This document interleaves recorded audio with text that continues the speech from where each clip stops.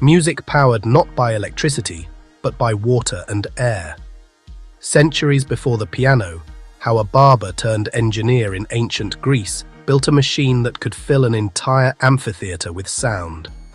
It was called the hydraulis, the first true keyboard instrument.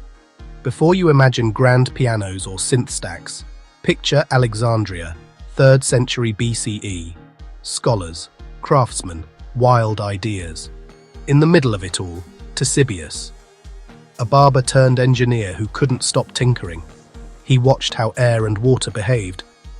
Could you use pressure, not human lungs, to make music loud and steady enough to reach a crowd in the open air? Here's the problem he faced. Traditional instruments lost power outside, sound scattered. So Ctesibius's solution was brilliant.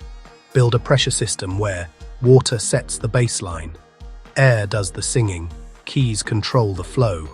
Press a key, a valve opens, air rushes into a pipe, the pipe speaks. But the secret sauce is the water. Its weight keeps the air pressure constant, so the tone is powerful and stable.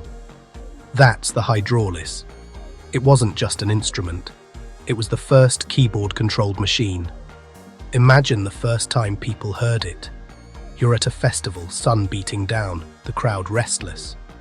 Then, sound. Deep, layered, startlingly loud. Not a flute's whisper, but a presence. Writers called it divine, the kind of sound that made the hair on your arms stand up.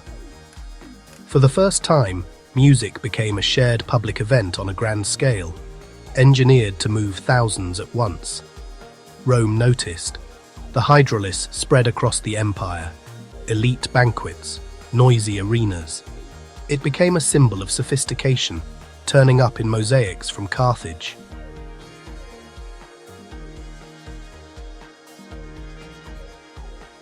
By the 1st century CE, it was everywhere, customized, scaled up, celebrated. Then came silence. After Rome's collapse, the hydraulis faded into rumor, preserved in texts but seldom seen.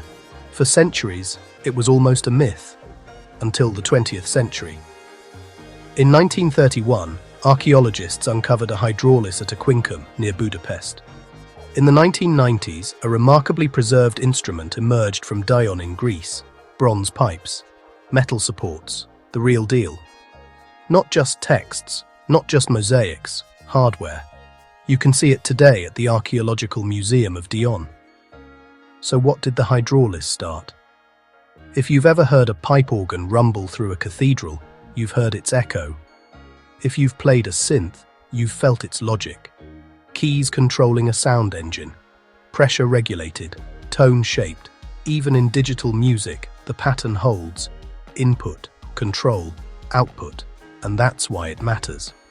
The hydraulis is a blueprint for how creativity happens when boundaries dissolve. A Barber inventor fused music with mechanics and set the stage for 2,000 years of keyboard instruments. Beauty and function didn't just coexist, they amplified each other. I love this because it flips the usual story. Innovation isn't always about electricity or code. Sometimes it's water in a tank, air in a pipe, and someone willing to rethink the basics. So the next time an organ shakes a room, or a synth drops a pad that gives you goosebumps, remember where that journey began. Water, air. A bold idea in ancient Alexandria. Some inventions don't die, they evolve and resonate. They keep shaping us long after their age is gone. Echoes of the past remind us that ideas never die. They simply evolve for those willing to explore beyond what the eye can see. From cutting hair to crafting harmony, the Barber inventor reminds us that creativity needs no stage, just passion, precision, and the rhythm of imagination.